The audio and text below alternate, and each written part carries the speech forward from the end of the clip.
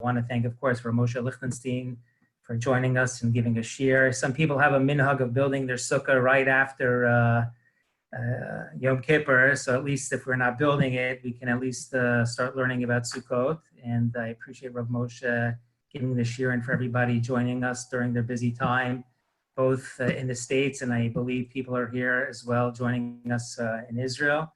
The shiur is about, the topic of this year is Divine and Human Sukkot, the relationship between Mikdash and Sukkah.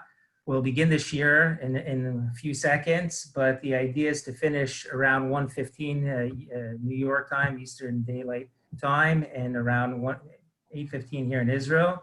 And then we'll have some time for a Q&A with Harav Mosheh Lichtenstein. For those that have to get off at 1:30, they can get off, and those that can stay on for some extra time, Harav Mosheh will make some additional time, but then he has a shiur a little later to give afterwards. So we'll hopefully, if it's okay with Harav Mosheh, we'll end it either at a quarter to 2 or 2 o'clock U.S. time, and then take it from there. So, bevakasha, Harav Mosheh, I'm going to pass the screen to you.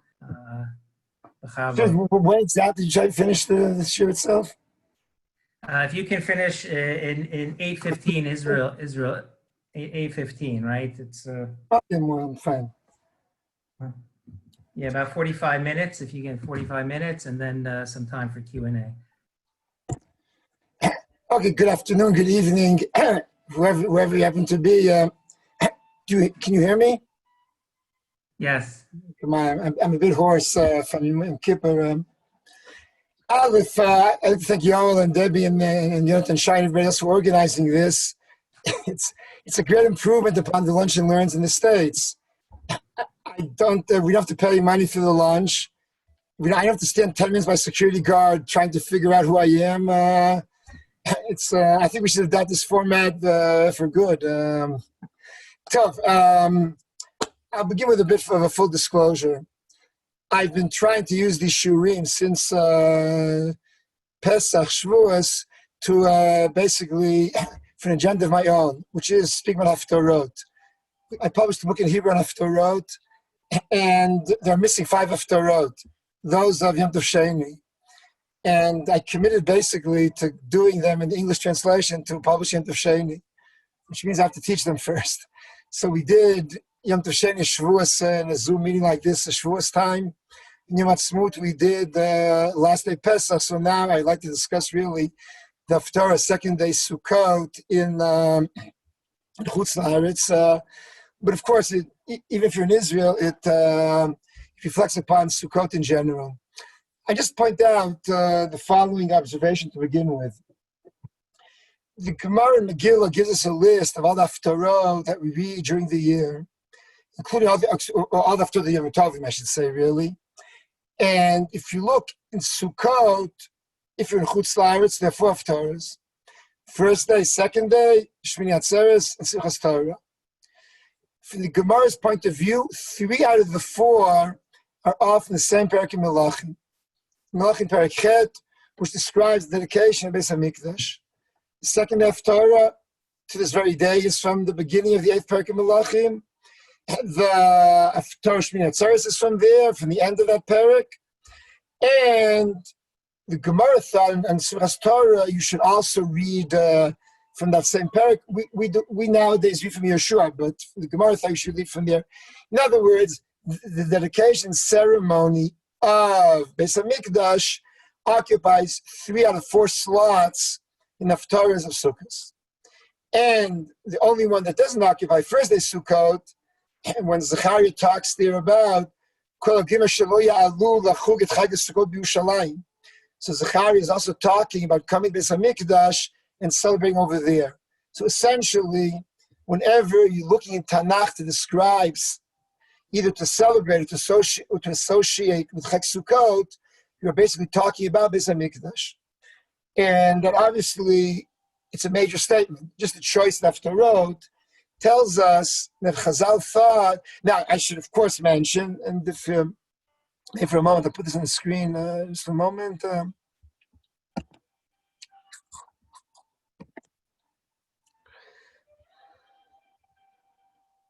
Here, this is the Perek. Second, it begins over here as a Kir Shlomo. It's a long parak, and that's why you can carve 3 haftarot out of it. It's 50-something psukim. Now it says here in parak in pasuk bet, Vayikalu HaMelech Shlomo Kalish Yisrael. All of Am Yisrael assembled together with Shlomo to dedicate the Mikdash. B'Yerech HaEtanim B'Chag B'Chodesh HaShvi'i. The month which is called Yerech HaEtanim, and why there are many suggestions why it was called Yerech HaEtanim. Eitanim means it's a form of strength. Either the Chagim are strong, whatever other reason there is, but L'maisa, the pasuk says explicitly it's the 7th month, meaning the Mikdash was dedicated Sukkot time. Quite the Chazal was the week before Sukkot, meaning from Zayin Tishrei to Yudal Tishrei they dedicated the Mikdash, and they spent another week celebrating Sukkot as well, meaning, and this is said more or less explicitly in a pasuk towards the end. 1 second, I'll locate it. 1 moment.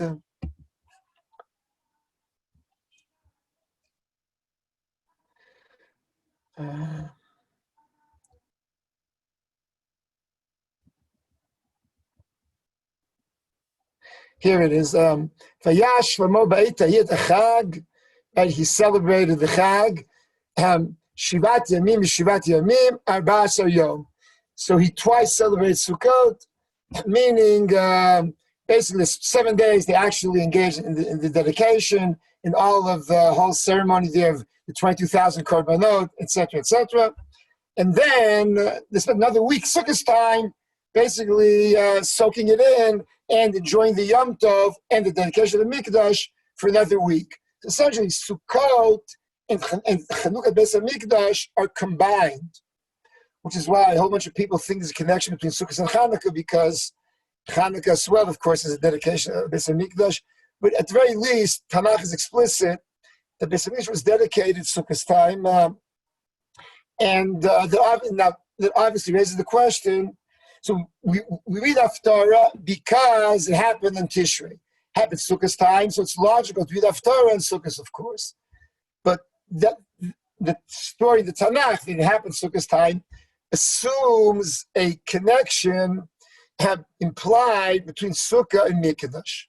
And that, of course, the question is, well, is this indeed so? And if so, what's the idea behind it? Let me now, before addressing this directly, I'd like to point out a second point.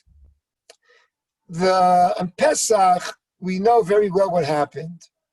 We know that the Am Yisrael left Egypt, because Baruch redeemed us, He chose us, and all of this made, all this is why we celebrate Pesach. We celebrate Pesach because we left Egypt, we were chosen, etc. Sukkot is an enigmatic statement about the Ananim in the desert, or the Sukkot, excuse me, the desert. Sukkot, the Shavte B'nai Yisrael, Mitzrayim. Here was Sukkot in the desert, in the wilderness. Am Yisrael was set in Sukkot. Now, okay, so in a sense, you could view the whole system as being a celebration of history.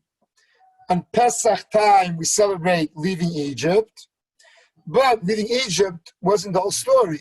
After left Egypt, they got stuck 40 years in the wilderness. It was dangerous over there as well. Anybody who's ever spent some time in Sinai knows it's not exactly a hospitable place. It's quite scary to be in Sinai. It is not exactly a motel, and therefore they needed Siyata D'Shmaya to survive in the desert. So it's all one continuum, Pesach and then Sukkot. And you could certainly make such a case.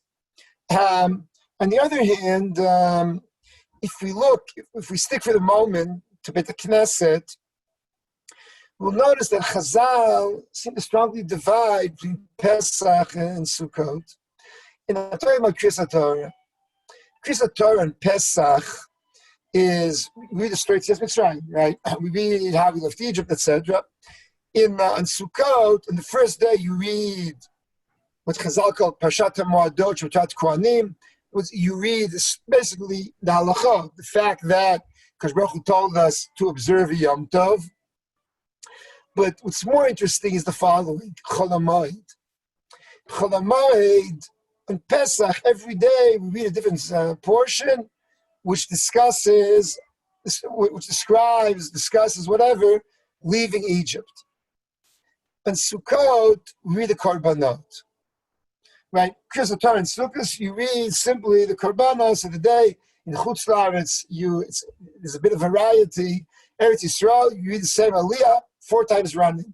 You read the same B'yom HaSheni, B'yom HaSheni, B'yom HaSheni, B'yom HaSheni. 4 straight days, you read the same Chris Torah. What's interesting and intriguing is that Pesach also is a korban. Right? We bring a korban musaf on Sukkot. We bring a korban musaf on Pesach.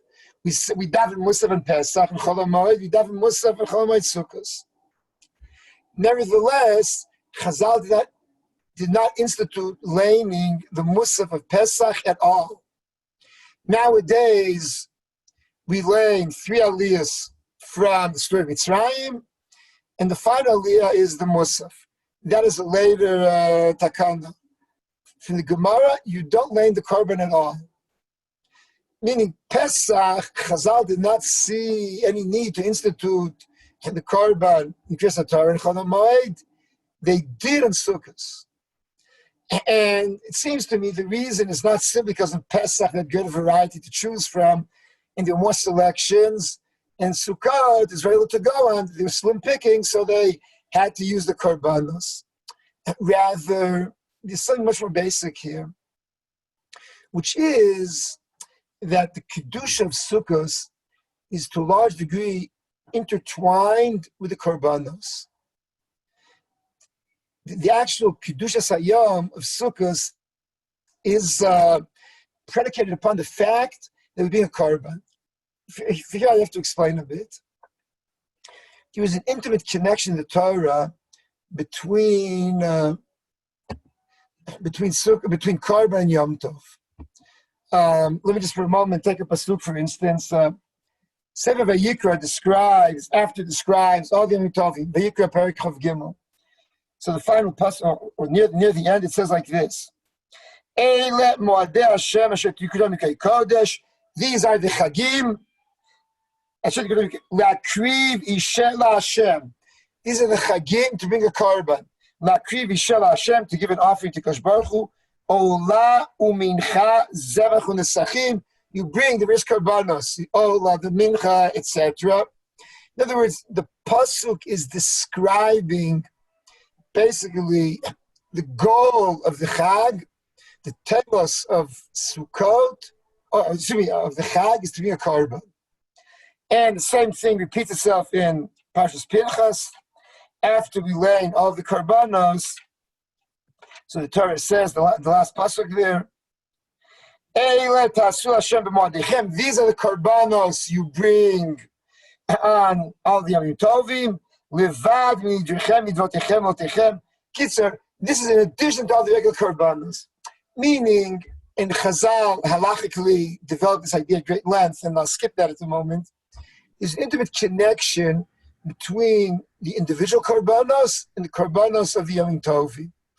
Now, the Yom Tovim are basically defined and described as days in which you bring korbanos. Now, I'll get back to this in a moment. Let me go a step further. There's a very well-known Yerushalmi in Masechet Pesachim.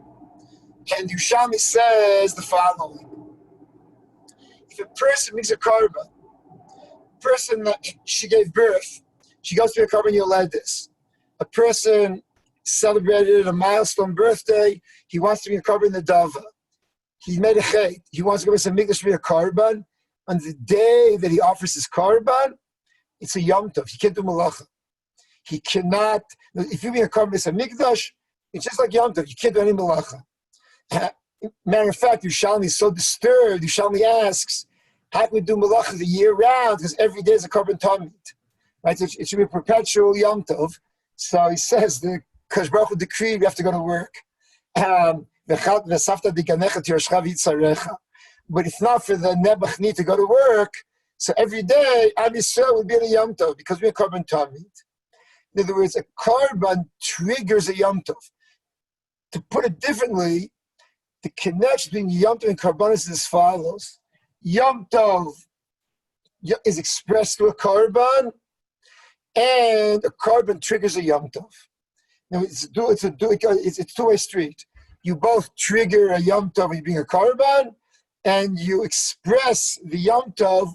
When it's Yom Tov, you express itself through a Karban. Now, what's the idea behind this? The idea is very simple, and once in a while, I'm not expanding upon this because I want to get back to the Haftarah and the Mikdash. The idea is a Karban, from one perspective, is simply a gift. It's an expression. It's a token appreciation. Same way, so if you go, someone invites you for Shabbos, you bring a bottle of wine, or you send flowers to someone, and so on and so forth. You express a relationship not only through verbally, by thanking them, saying thank you. You also want to realize the expression of thanks through a material object. That's how human beings and human psyche works. We try to express our feelings also through objects. So we give flowers, we send boxes of chocolate. We also bring korbanot. And the korban, now, what does the korban achieve? It achieves the Fnei Hashem. You present the Kodesh Baruch, the korban is the Fnei Hashem. And the Yom Tov is the Fnei Hashem. So if you're the Fnei Hashem because it's Yom Tov, you express this through being a korban, which expresses the fact that you're close and intimate with the Kodesh Baruch Hu. The primary expression of this is the korban you bring on the other regel, korban re'iyah. It is simply a korban which you bring for the very fact that you're in God's presence. It's what's called in Chazal Riyat Panim, that God gazes upon you, that you present yourself to Him, capital H. That already is a reason to bring a korban. As I said before, if you bring the korban, so that brings you close to Him, and therefore you have to express that through Yom Tov.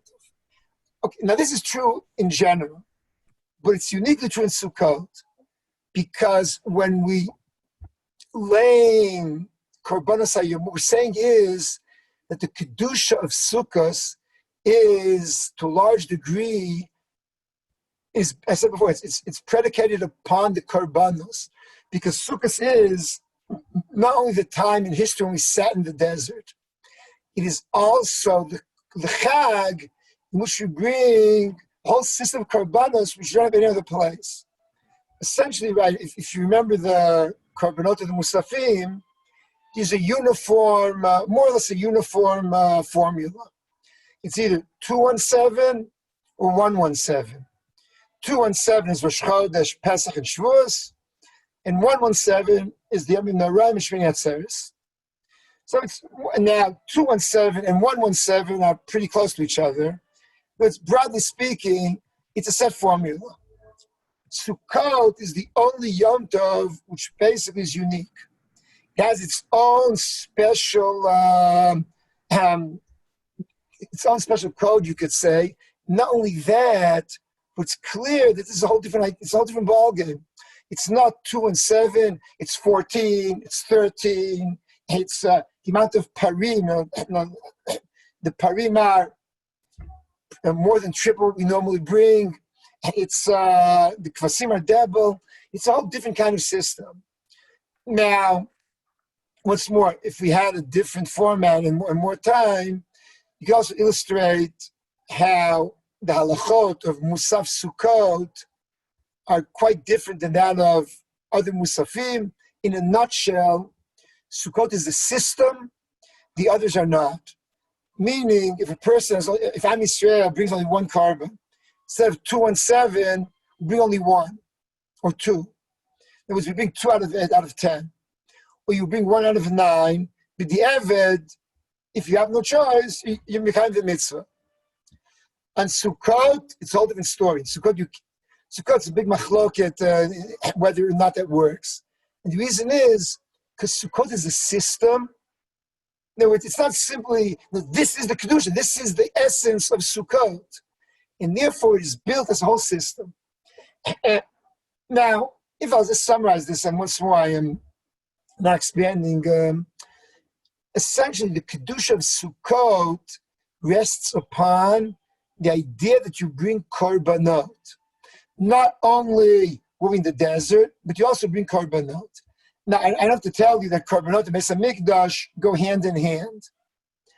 So Sukkot is, in a sense, uniquely connected to Beis Mikdash much more than the other Chagim.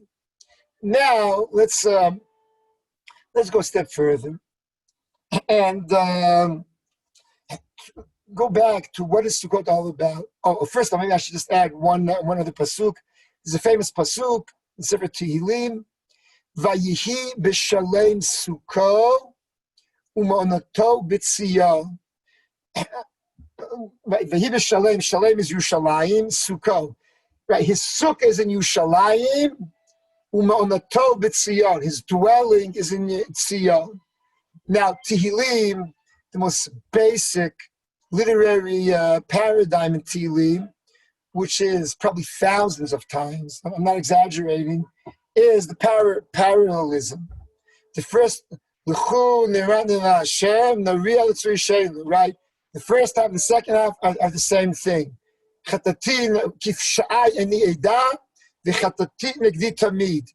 first and the second half repeats the first half, often with a slight variation, which may be interesting, but the basic idea always is what you say in the first half of the pasuk, you say in the second half. Vahi b'shalem Sukkot u'monato b'tzion. What you say in the first half, it's parallel to the second half. The second half is the Mikdash. Right? What is God's dwelling place in Yerushalayim? The Mikdash. So what is b'shalem Sukkot? The Mikdash. The Mikdash is called the Sukka.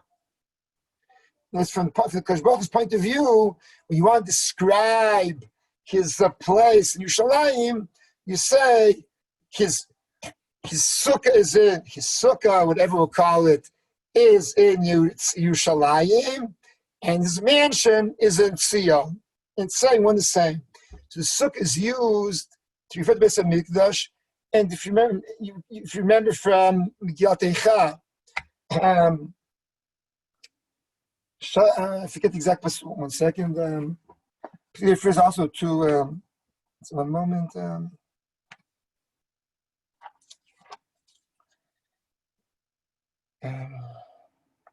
Vayachmos kagan Sukkot shichet moado. It's the same idea.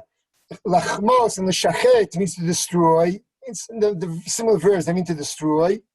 He destroyed moado. Moado means the place where his meeting place. Ohel Moed, the place where he's designated his designated place. Ohel Moed is moado. Vayachmos kagan Sukkot. He destroyed his sukkah. Shichet moado. He devastated his moed. Once more, sukkah moed, sukkah ma'on, meaning the Tanakh uses sukkah often to describe or as a metaphor for Beis Mikdash. Okay, so now, where does this bring us? It brings us to Ananei Kavod, or to the famous question, what were these Sukkot in the desert? And right, Chazal have two opinions. One opinion is that the Sukkah was a literal Sukkah, which may have much more agricultural or which either has historical agricultural connotations or context, I should say, really. If you talk with Sukkot Mamash, you talk more, I said in the beginning, you're threading it along Pesach and the historical odyssey through the desert. So when they kavod, you're talking about a whole different experience. You're talking about being God's presence under his canopy. And his canopy is the desert, is the Ananim. And his canopy in Yerushalayim is the Beit HaMikdash. Meaning, both places, because Baruch is wrapping you around, where you're coming to meet him in a place in which Kaviyachol, right, the Shekhinah is covering you and enveloping you as you present yourself to the Kosh Baruch Hu. So you're either in the desert with the Ananim, or you're in the Mikdash with the structure itself. Let me just add, the Ramban at least thought that the Pshuta Shel Mikra is Anei Kavod. Rashbam thought the reverse, if I remember. The Ramban thought that Anei Kavod is Pshuta Shel Mikra, meaning the context of Sukkot, according to this opinion, is not so much to remember history. No, the desert, paradoxically, has two experiences in it. Maybe not so paradoxically. One experience is that of peril and danger. The Pasuk says in Devarim, it's dangerous. You have all kinds of serpents and heat and whatnot. And the Sukkah is you're in great danger. Of course, look at the Egel. The Egel happened, when the Egel was the Egel basic, it was panic. Why did they panic? Because they're in the wilderness, exposed to the elements, exposed to heat, animals, whatnot, and they have no protection and no guide to lead them. So one level, the Midbar is a place of danger. On another level, it's the place of the Amud Esh, Amud Anan, of the Man. It's a place in which you are literally in the divine, you breathe Kaviyachol, the divine presence, right? The Aron, right, in the Midbar, the Machaneh, right? Bnei Yisrael organized around the Aron, right? Basically, the Ark is in the middle. Misaviv, Lemishkan, Oel Moed Yachalu. The whole camp is organized around the Aron itself. Simply put, it's like Mikdash almost. Let me just quote one halachic expression of this, even though it's a bit perplexing. There's a halacha in Sefer Bamidbar that you have to send away from the camp anybody who's tameh. Right? Now, there's a tripartite division there between Machaneh Shechina and those. The three concentric circles.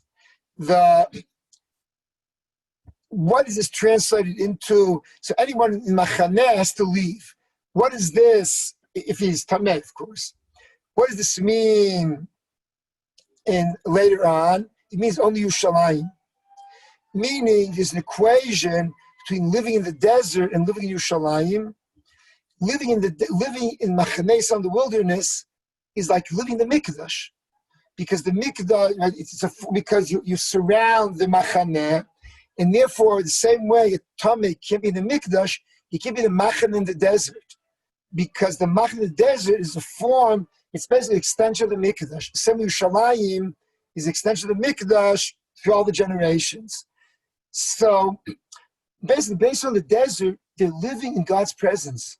Like this is Vahi b'Shalem Sukkot Otobet Sion. You could say Vahi b'Midbar. Right, that's the idea of the Amud Anan and the Amud Esh. So basically, now if Sukkot commemorates Sukkot Mamash, it's addressing more the danger.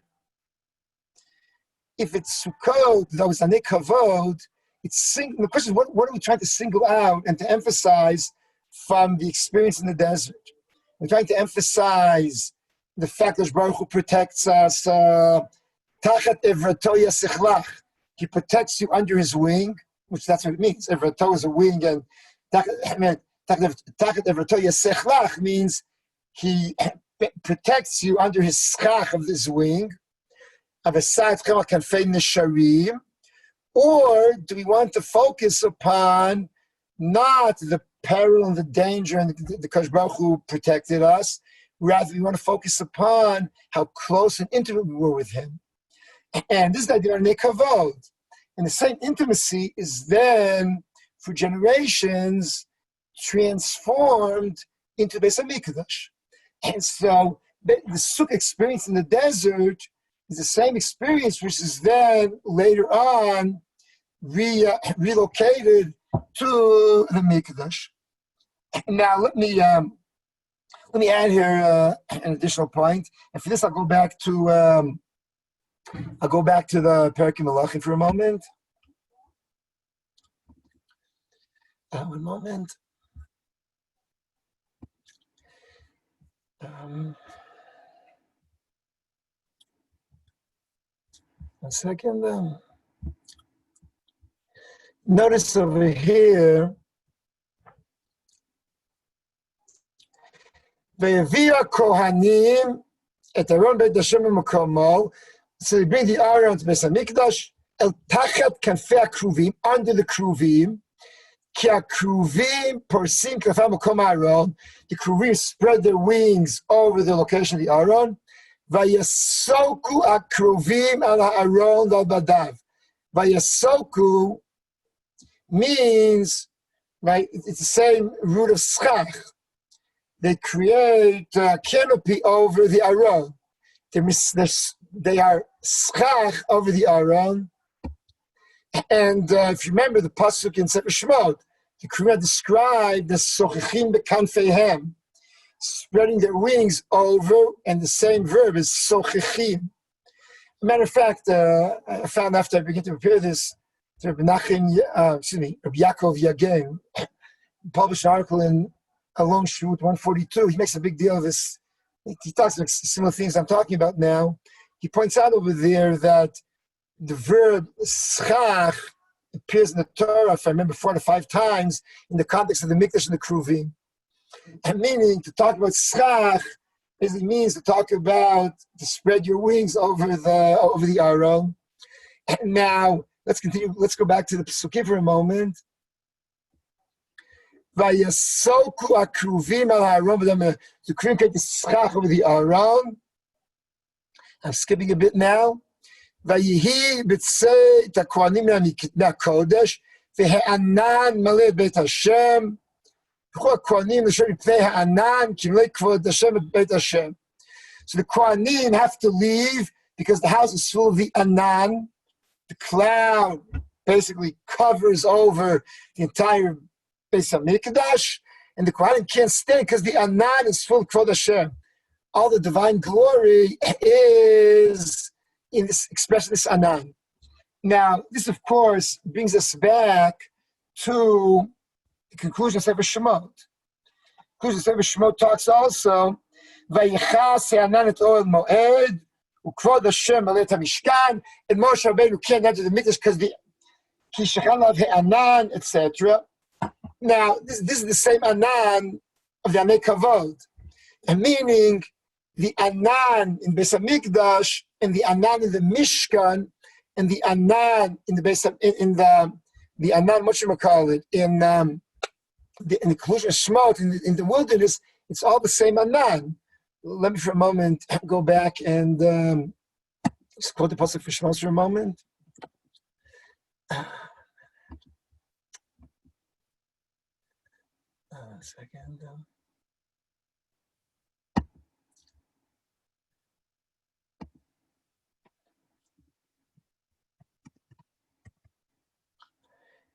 Yeah, let's go back to the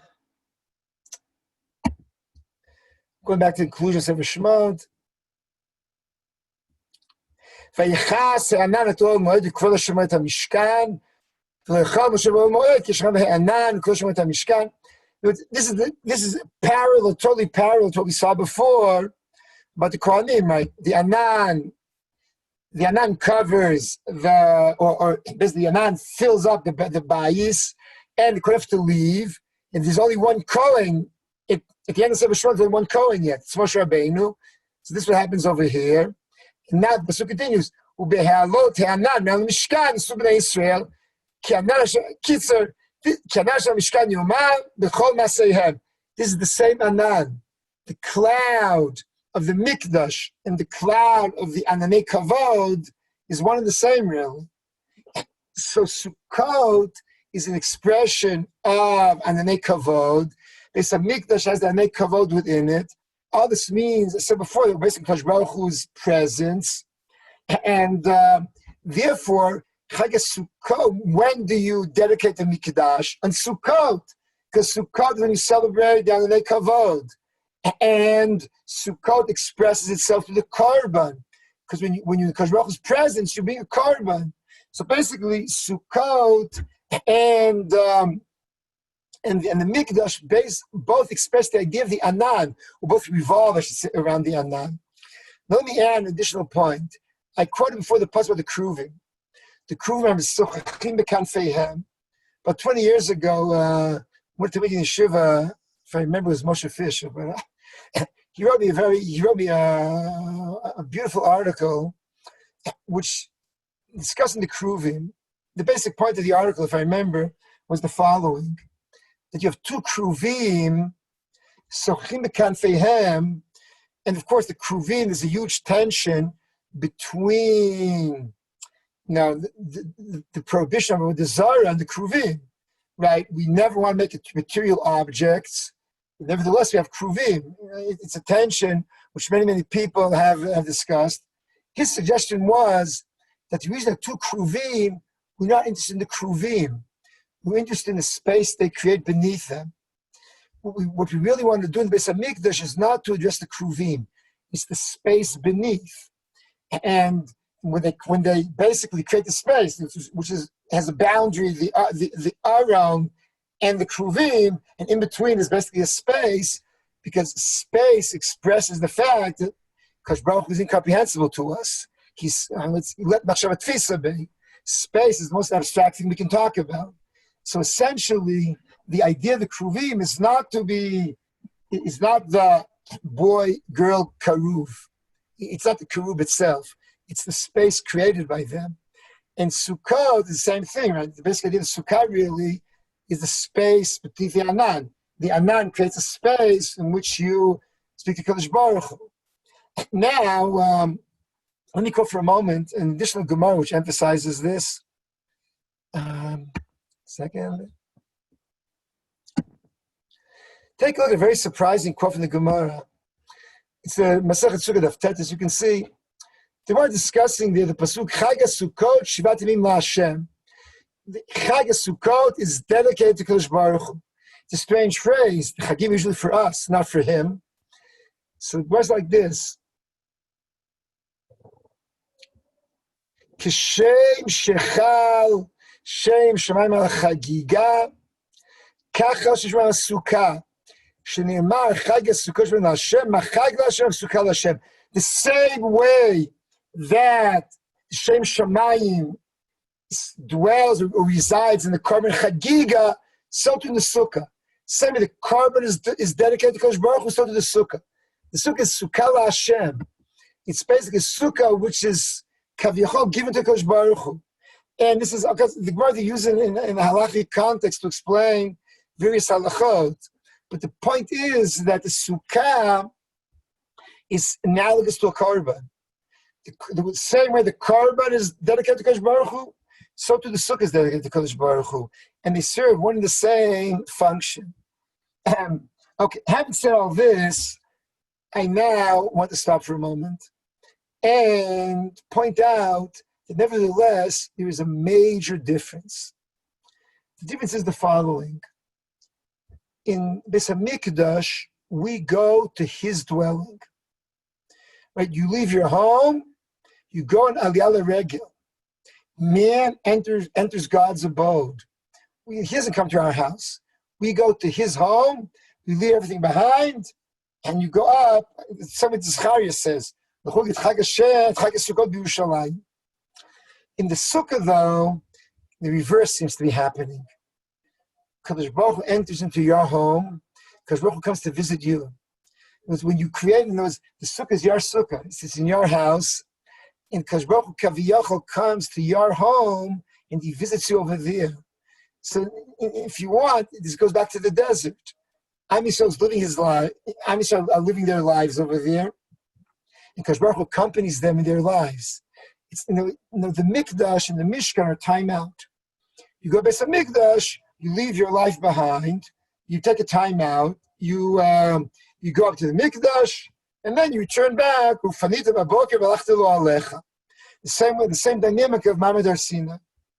But in the Sukkah, it's the same dynamic of the wilderness. And there is a difference. There's a difference between the Midbar and Mamad Har Sinai. Mamad Har Sinai, everything stopped. The world stopped dead live in its tracks. The world stopped. Everything was right. No one can move. There's no movement. There's no activity. Even the animals have to be shut down. Everything is paralyzed because Baruch comes down. If I spoke about Haftarah before, it reminds me of the Haftarah of Shavuos. Because Baruch descends and the world trembles. There can be no activity. However, right, Ufanita, after Mamad Har Sinai, it says, Shuvu lachem lo alechem. go back to your homes, your families, and resume life. You're resuming life, nevertheless, under the canopy of the anime kavod. And the same idea is also mentioned by Sukkot, or excuse me, by the Chagim. Ufanita baboker vehalachta lo alecha. You leave Beis Hamikdash after Aliyah Regel, and you go back to your home.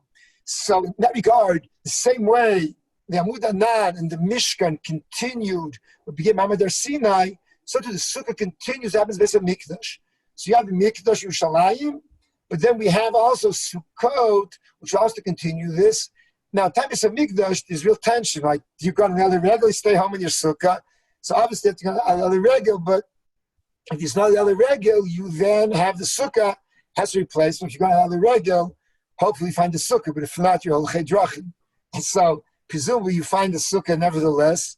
But at any rate, the Sukkah, it's very similar, but the dynamic, in a sense, is reversed. Some of the people in the chat pointed out, the Rav writes this about Shabbos versus Yom Tov. It's also true about the Sukkah versus the Mikdash. But I also like to add something else. You can connect this to the previous point, or you can look at it independently. Beis Hamikdash, especially if you read the Mikdash described in Haftarah and Malachi.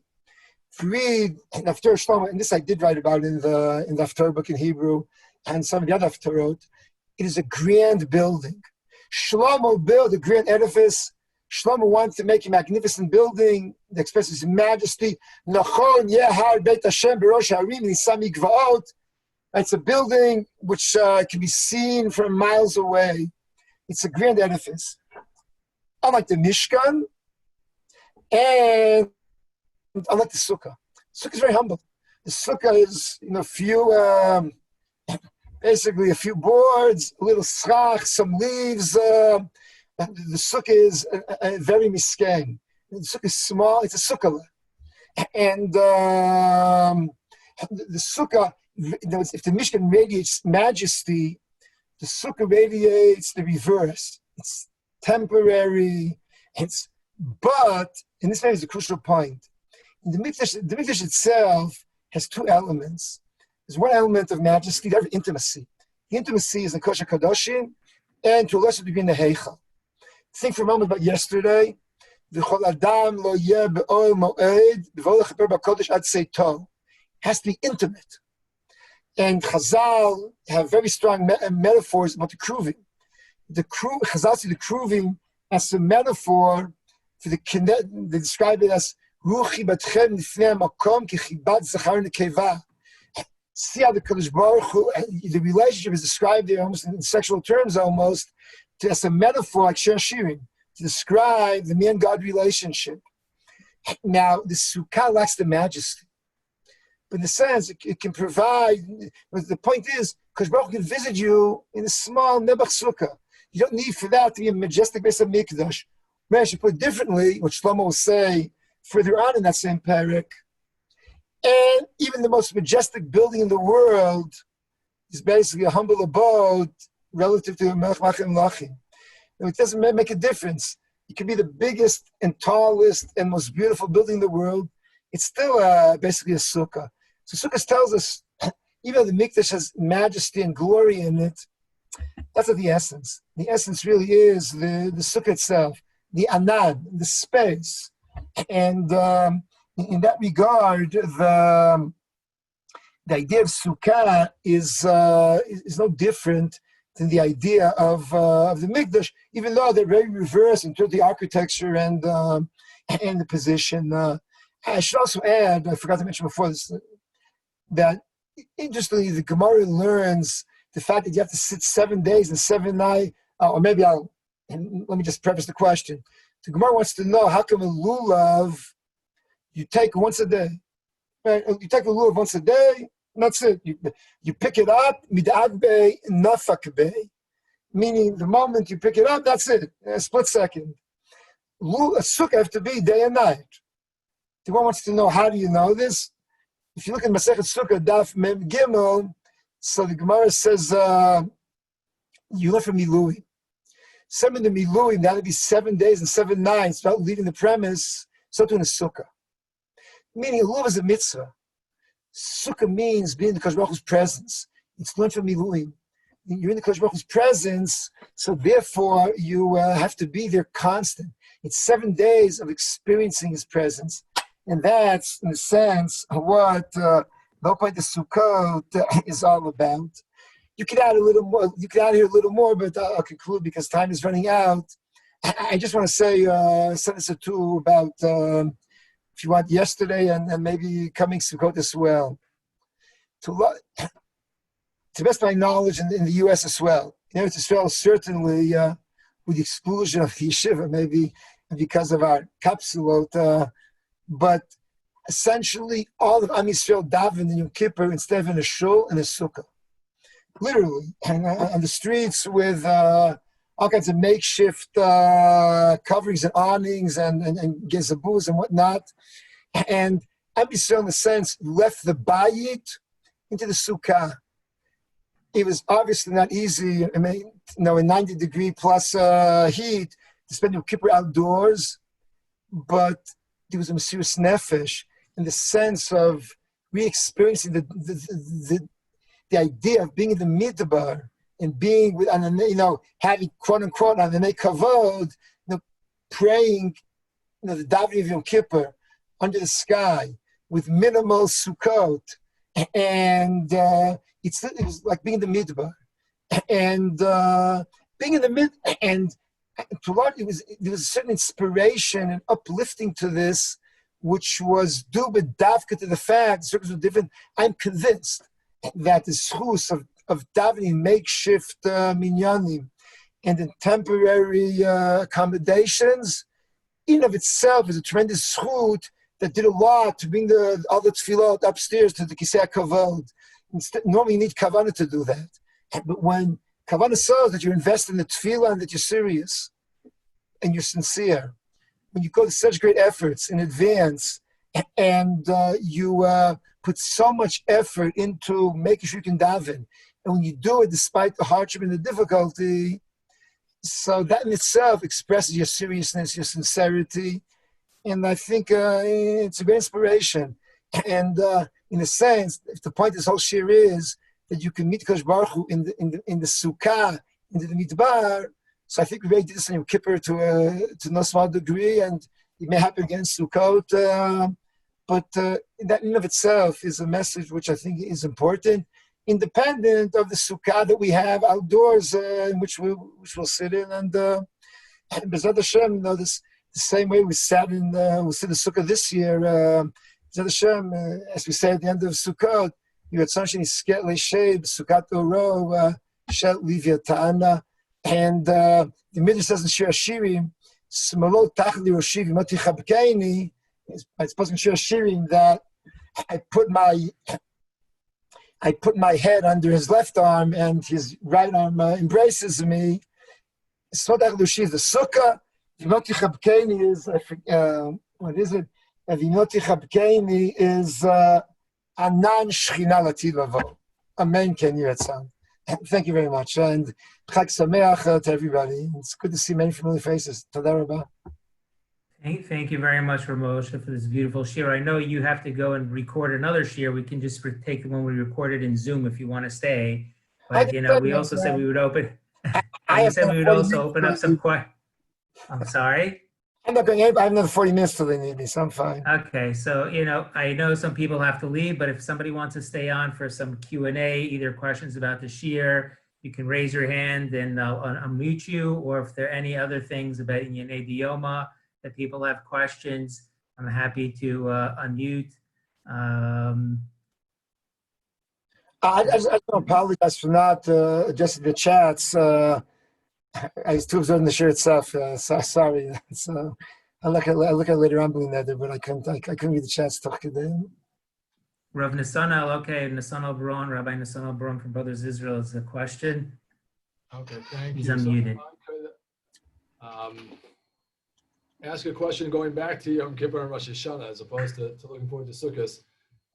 One of the fascinating, I guess, results of shortening davening here in America was the overwhelmingly positive reception that such a davening actually, offered. People were overjoyed at having a shortened davening and probably had a better davening. And I would imagine that next year we will get a lot of push and pressure to do something similar. Please God, we should be in a different place next year. And my question therefore is what's printed in the art scroll sort of gospel in America at this point? And what kind of leeway do we have if indeed we believe it will really bring a better davening?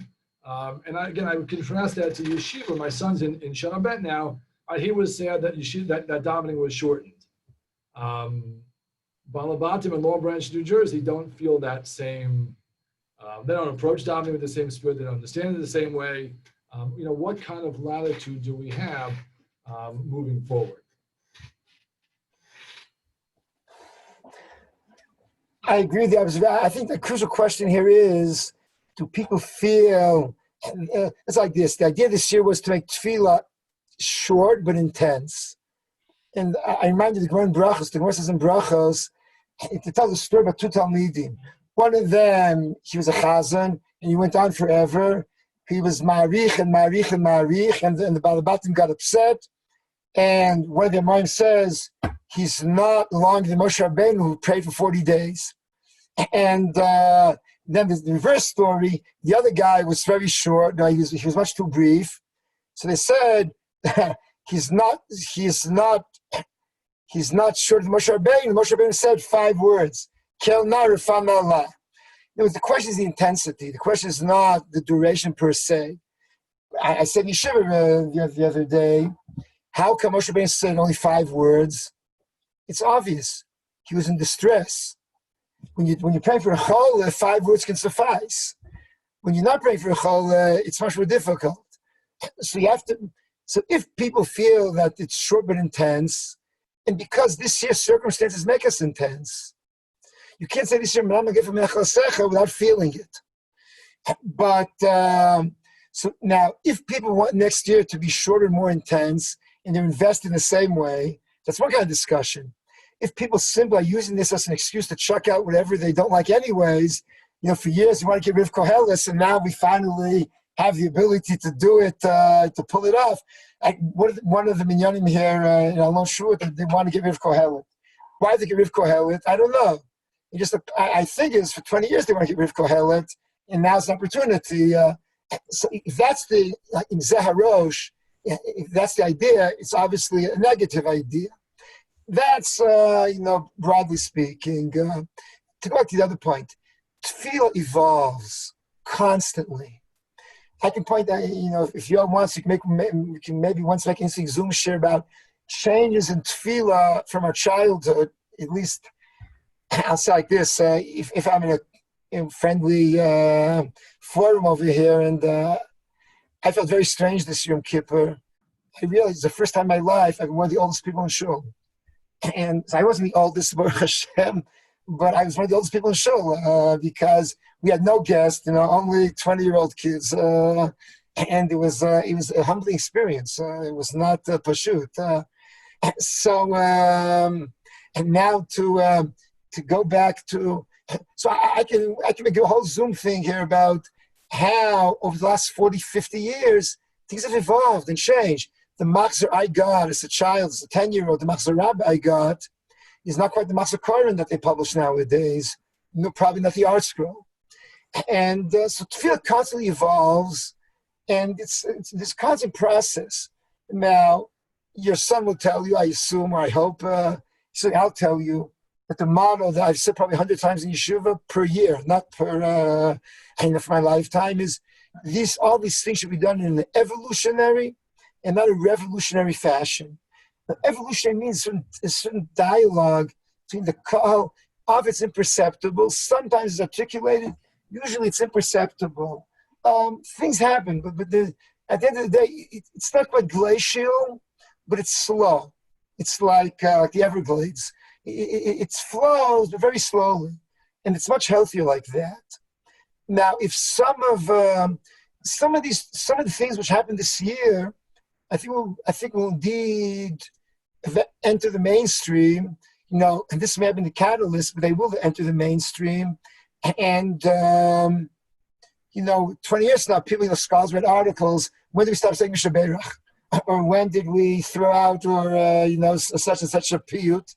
I just to give an example, Yeshiva was shorter, not by much, because Baruch Hashem, we had the luxury of being in a building, but nevertheless, we decided it had to be short for a variety of reasons, mostly health reasons, and so we took all the rishus, all of the rishuyot. Now the truth is, these rishuyot are the element which people are the least identified with. They don't say it, and also the Hebrew is much more complicated. It's a complex literary structure. And unlike Hashem Melech, Hashem Malach, Hashem Yimach is very easy to say. It's not too sophisticated. Hashem Melech, Hashem Malach, Hashem Yimach Ve'ed, and you repeat the same pasuk over and over. Or Masa Elokeinu, Masa. When these rishuyot are complicated, and I suspect that many people say next year also, it's time to maybe through the second day of Rosh Hashanah we don't have them anyways anymore. So this happened probably 300 years ago. It might happen now. I think there indeed may be changes. What's crucial is it should be done because people are trying to improve the tefillah. Not because tefillah is boring, and not because tefillah, as I said before, it's simply an excuse. But if we really believe it will improve things, as long as it's not, I don't think art scroll is etched in stone, not because it's art scroll, because I said before, tefillah is constantly, there's a constant dialogue. Sometimes it's influenced by even some supposedly trivial things, like a good tune. A catchy tune for a piyut can make it or break it. And like when I was a child, all the Machzorim said you stop Marikoin after the chaf, because that's the minhag. You say Marikoin until kaf. Then Prichei London came along with his tune for a Marikoin. Ever since then, every show sings it at least, says the whole thing at least once. And so there are all kinds of such dynamics. And therefore, I don't think we have to automatically disqualify these dynamics. We should be careful. What's quantity is quality in these things. I don't want next year's davening to be very different from like it was 5-10 years ago. But if it will evolve, the city is constantly evolving. So, and as someone just wrote here in the chat, the question also is what you do the rest of the day, but that's a different story. Okay, so somebody else want to raise their hand to have a question? Try to see pictures here, and there's a question that was emailed to us. But is there anybody here that's on the Zoom that I can see them raise their hand? I'll unmute. Okay, so I will read the question from here.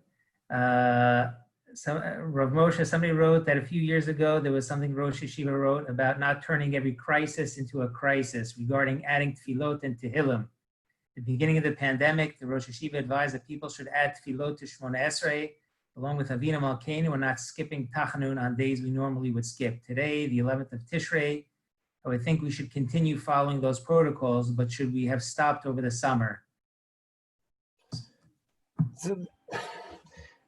I'm not remember exactly the first quote, but it doesn't matter. In a nutshell, I indeed think, and I think both myself and the other Rosh Yeshiva as well, we indeed tried Purim Pesach time to try to transmit a sense of a crisis and an Eitz Sarah, and indeed tefillot should be added, and I indeed think it was the right thing to have done then.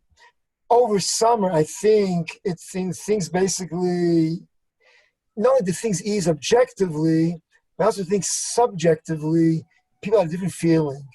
And I think it's crucial for tefillah, because davening can create an atmosphere, but also requires a certain atmosphere.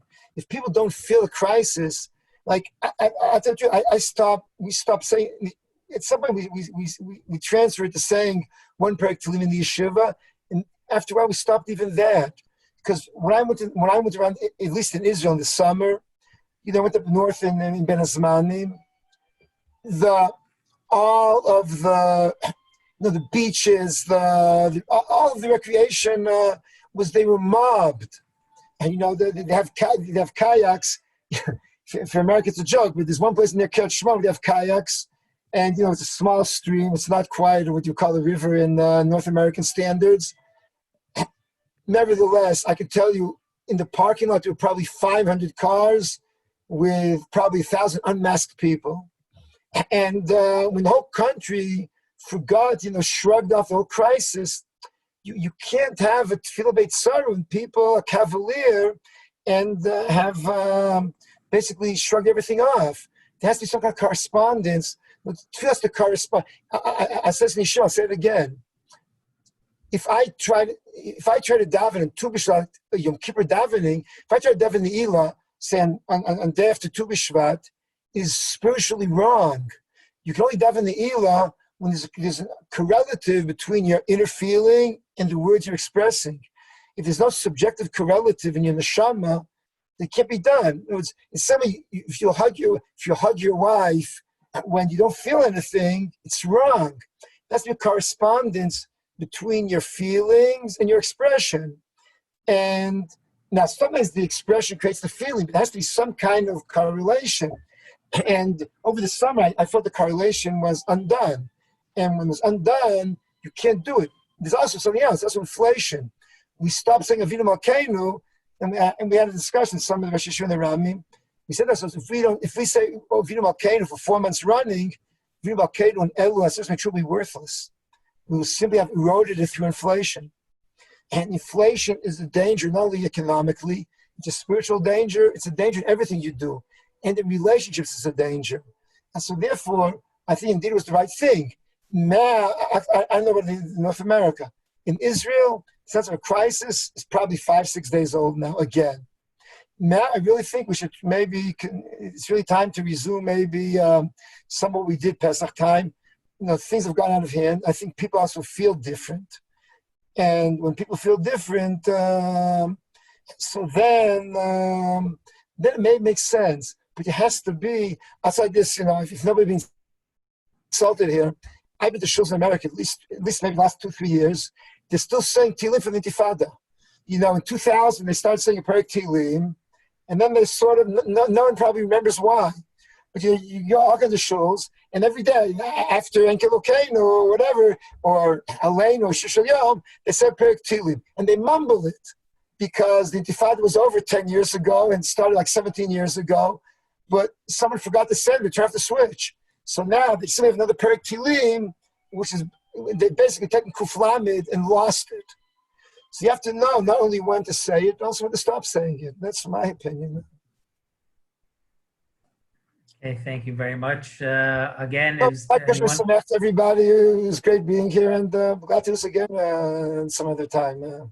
I will unmute everyone just for good wishes, and if anybody again has something to say, hopefully. Thank you very much, Rav Moshe. חג שמח. חג שמח, מזל טוב. חג שמח.